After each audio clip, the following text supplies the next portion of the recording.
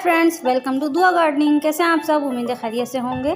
फूलों का बादशाह है गुलाब। गुलाब किसको नहीं पसंद? गुलाब द किंग ऑफ फ्लावर्स की तो बात ही अलग है और इसको संभालना भी बहुत मुश्किल होता है। लेकिन आज की वीडियो में मैं आपके लिए एक ऐसा पौधा लेकर आई हूँ जो कि गुलाब की तरह खूबसूरत होता है। उसके फूल आपको देखने में ऐसा लगेगा जैसे गुलाब है, लेकिन वो असल में गुलाब नहीं होता, बल्कि वो मोस रोज़ होती है। मोस रोज़ उसका नाम है। दोस्तों, सबसे मज़े की बात इस प्लांट की ये है कि इसकी कटिंग लगाना बहुत ही आसान है। आप इसकी कोई सी भी शाख ले लें और उसके नीचे से पत्ते इसको हटा दें और उसको गमले में दबा दें, मिट्टी में दबा दें। बस 1 महीने के अंदर अंदर इसकी रूटिंग शुरू हो जाएगी, इसमें जड़ें निकल आएंगी और ये अपना एक मैच्योर प्लांट बन जाएगा। इसकी कटिंग लेने के लिए 4-5 इंच की भी कटिंग बेस्ट होती है, वो ले लें, या फिर आप इसकी 2-3 इंच की भी कटिंग ले सकते हैं। और इसको पानी में भी ग्रो किया जाता है, जिस तरह के पुदीना वगैरह पानी में लगा सकते हैं, इसकी कटिंग को भी हम पानी में ग्रो कर सकते हैं, लेकिन वो इसका अलग तरीका है। दोस्तों, मोस रोज़ एक सकलेंट प्लांट है। ये एक रेगिस्तानी पौधा है। तो रेगिस्तान में तो रेत ही रेत होती है, वहाँ पे पौधे जो उगते हैं वो उसी हिसाब से उनकी मिट्टी तैयार की जाती है। तो यहाँ पर जो हम मिट्टी तैयार करेंगे उसमें 50% बालू मिट्टी होगी और 30% रेत होगी और 20% कावडंप होगी। तो कावडंप ले सकते हैं आप, वर्मी कंपोस्ट ले सकते हैं, इसके बदले कोई सा भी फर्टिलाइज़र, कोई सा भी इसकी खाद आप यूज़ कर सकते हैं। लीफ कंपोस्ट भी ले सकते हैं आप। लेकिन इसमें जो सबसे इम्पोर्टेंट बात है वो है इसकी बजरी की, यानी कि इसमें रिवर सैंड जो है वो आप कितनी मिलाते हैं, और उसको ज़रूर मिलाना है, क्योंकि इसी तरह पौधे को लगेगा कि वो अपने एक नेचुरल इन्वायरमेंट में है। अगर आप इसको बहुत ज़्यादा फर्टिलाइज़र दे देंगे तो फिर इसकी जड़ें गल जाती हैं और ये मर जाता है। दोस्तों, पौधा कोई सा भी हो, हमें उसको उसके हिसाब से ग़िज़ा देनी होती है, यानी कि फर्टिलाइज़र खाद देनी होती है। ये बात आप हमेशा याद रखिएगा। अब बात करते हैं इसको धूप की कितनी ज़रूरत है। तो दोस्तों, आपको तो पता है कि रेगिस्तानी पौधा है, तो हम रेगिस्तान में देख सकते हैं कि भाई धूप ही धूप होती है, साया तो कहीं होता ही नहीं है दूर दूर तक। तो आप इसको अपने घर में जितने भी घंटे की धूप आती है, 1 घंटे की, 2 घंटे की, 8 घंटे की, 12 घंटे की, आप इसको उतनी धूप में रखें।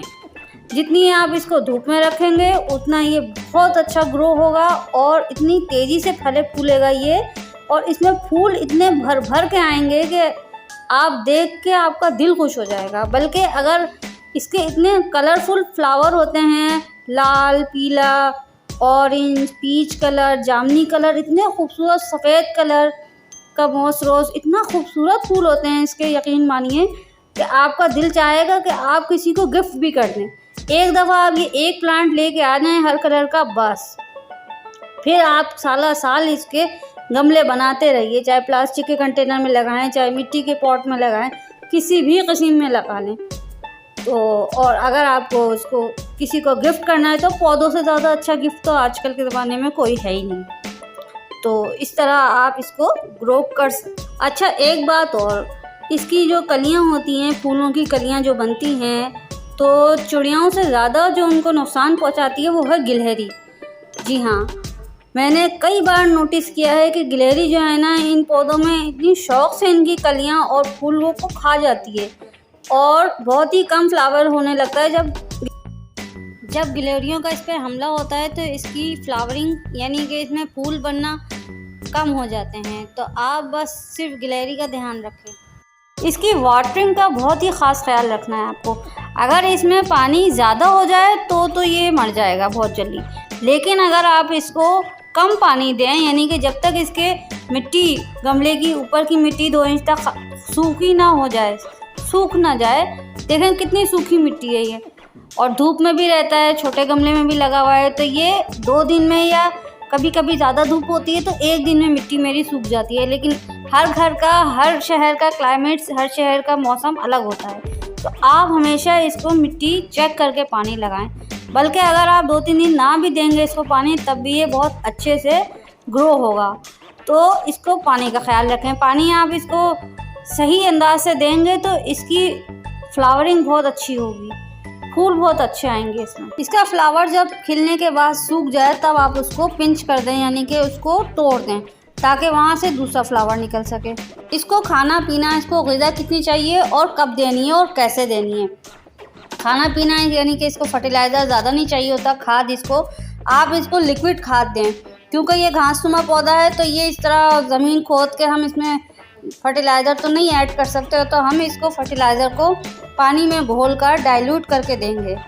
और सबसे मज़े की बात इस प्लांट की ये है कि इसमें कीड़े नहीं लगते, कभी भी ज़िंदगी में इसमें कीड़े नहीं लगेंगे। तो देखा दोस्तों आपने, रोज़ की तरह, गुलाब की तरह एक कितना खूबसूरत सा पौधा है ये, और इसकी केयर भी बहुत आसान है। सिर्फ इसमें पानी बहुत कम देना है और धूप ज़्यादा से ज़्यादा इसको देनी है, बस।